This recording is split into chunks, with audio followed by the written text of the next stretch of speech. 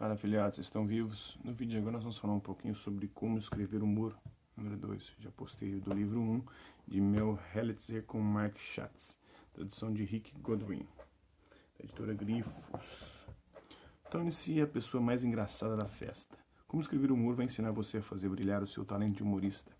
Este livro contém exercícios sobre como escrever humor para melhorar suas piadas, muitas informações sobre como escrever para sitcoms e stand-up, técnicas de brainstorm que utilizam associações e listagens, dicas sobre como escrever humor para mercados específicos. Os políticos de hoje em dia não escrevem mais seus próprios discursos ou seus próprios livros. E há evidência de que não sabem lê-los também, segundo Gore Vidal. Tenho que ir para Washington, quero ficar perto do meu dinheiro, Bob Hope. Meu médico agarrou minha carteira e disse, vamos fazer uns exames. Henry Jungmann, Eric Allen. Minha mãe sempre disse, não se case por dinheiro, se divorcie por dinheiro. Wendy Liebman. É muito mais fácil para mim falar da minha vida diante de 2.000 pessoas do que cara a cara.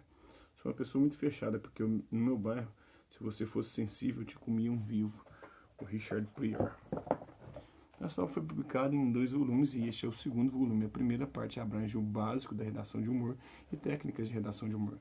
A segunda parte aborda a escrita de humor para mercados específicos, como discursos políticos, a charge, o humor impresso e a sala de aula, por exemplo.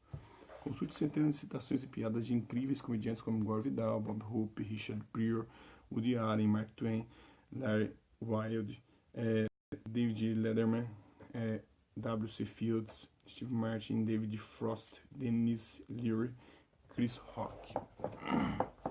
Então, Mel Hellitzer foi diretor de criação de importante agência de publicidade na Avenida Madison, em Nova York, premiado com um Clio. Atualmente é professor na Ohio University, em Athens, Ohio, Estados Unidos da América. Foi um dos pioneiros no ensino da escrita de humor no mundo todo.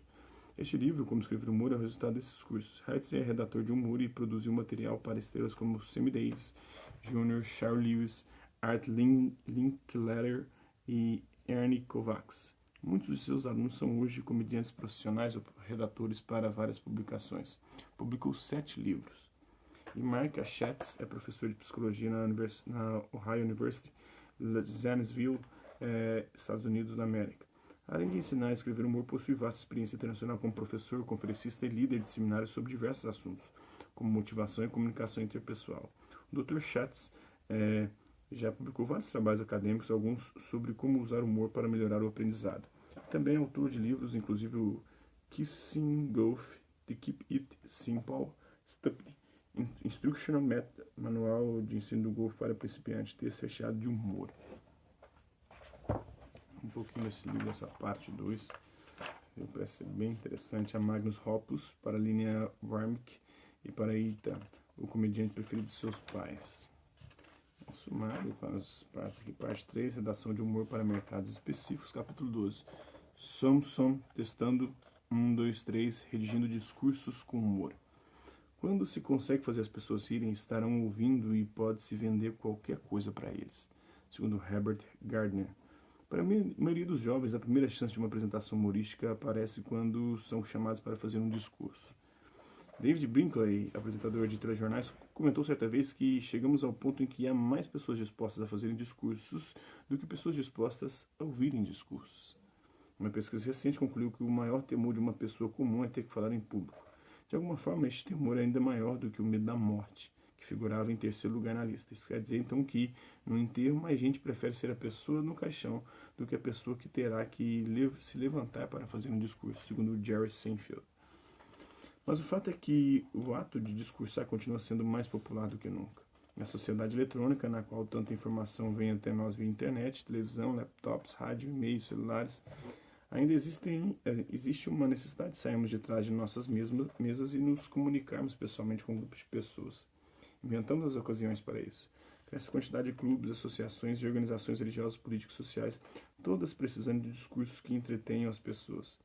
Os planejadores desses eventos, ao elaborarem a programação, continuam pensando primeiro em quem irá discursar ou dar as palestras. Estou muito à vontade falando aqui do meu último encontro. Lá eles tinham uma placa assim: não bata fotos palestrantes enquanto estiverem falando. Bata antes que consigam subir ao palco. De acordo com o velho ditado, todos somos ignorantes, só que cada um em assuntos diferentes. Onde se conclui que cada um de nós pode ser um expert em alguma coisa, ou pelo menos saber mais a respeito do que as outras pessoas presentes, qualificando-se assim para falar a respeito.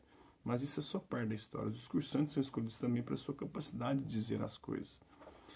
Isso não mudou nos últimos 150 anos, quando, ao final do século XIX, John Morley, político inglês, escreveu: 3 coisas são importantes no discurso: quem fala, como fala e o que fala. Das 3, a última é a que menos importa. Os discursos fornecem uma boa oportunidade para testar material humorístico e às vezes redatores de humor aceitam convites para palestras só para testar reações do público. Se George Carlin não tivesse mergulhado na comédia stand-up, poderia ter criado fama como um grande redator de discursos. Após a morte de sua esposa, escreveu uma homilia de 1.500 palavras sobre a necessidade de as pessoas valorizarem os momentos que passam juntas. Nesse ensaio fez uso de várias técnicas e fórmulas eficazes, tanto em discursos sérios quanto em humorísticos, tais como emparelhamentos, triplos e associações. Técnicas analisadas no primeiro volume deste livro. Eis um trecho. Aprendemos como sobreviver, mas não como viver.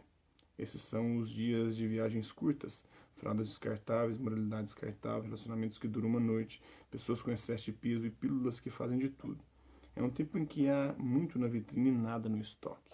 Lembre-se, passe um tempo com seus amados, porque não estarão por aqui para sempre. Dedique tempo para amar, dedique tempo para conversar, dedique tempo para compartilhar o momento precioso. A vida não é medida pelo fôlego que temos para as coisas, mas por aqueles momentos em que perdemos até o fôlego. Quem esteja escrevendo um discurso para si mesmo ou para um cliente, existem 5 blocos onde o humor pode ser importante: o título do discurso, a apresentação do palestrante, comentários iniciais, corpo do discurso e comentários finais. O título, chamando a atenção. O título de um discurso tem uma importância muito maior do que a maioria dos redatores lhe atribuem. O título deve não só indicar qual é o assunto, como também chamar a atenção ao ser relacionado na programação ou nos releases. Às vezes, o próprio título pode atrair a cobertura da imprensa. Depois, ao ser anunciado durante o evento pelo mediador, o título estabelece o clima para a plateia. O público sempre tem esperança de que o próximo discurso será melhor do que o anterior. É por isso que mestres de cerimônia experientes sempre agradecem ao orador prévio e em seguida acrescentam: e agora temos uma atração especial para vocês, nosso próximo orador. Afinal, ninguém quer que ele diga: bem, pessoal, já ouviram o que interessa, agora vamos para o resto. Na última vez em que me convidaram para uma palestra, pediram que eu discorresse a respeito dos problemas sérios que resultam das práticas sexuais entre professores e alunos. Como minha esposa não gosta desse assunto, disse a ela que iria falar sobre os problemas causados pelo excesso de viagens aéreas. Bem, meu discurso sobre sexo foi bem recebido e no dia seguinte a esposa de uma pessoa que estava presente à palestra encontrou-se com a minha esposa no supermercado e disse: ouvi dizer que o Bill deu uma palestra muito interessante ontem. Ele deve entender muito do assunto, né? E minha esposa respondeu: que nada, só experimentou 2 vezes. Na primeira teve que beber muito para perder o medo e na segunda vomitou o tempo todo. Mesmo se o discurso ou palestra for sobre um assunto sério, política, economia, negócio e educação, um toque humorístico no título aumentará o interesse do público. Por exemplo, não há nada mais árduo do que palestras sobre técnicas de venda, mas gerentes de vendas astutos sabem como passar a impressão de que não são tão maçantes recomendar títulos como: Yogi Berra tinha razão, só acaba quando termina. Como disse Graham Bell, já acabaram meus 3 minutos? Uns são tratores, outros empilhadeiras. O que nunca ousaram contar sobre...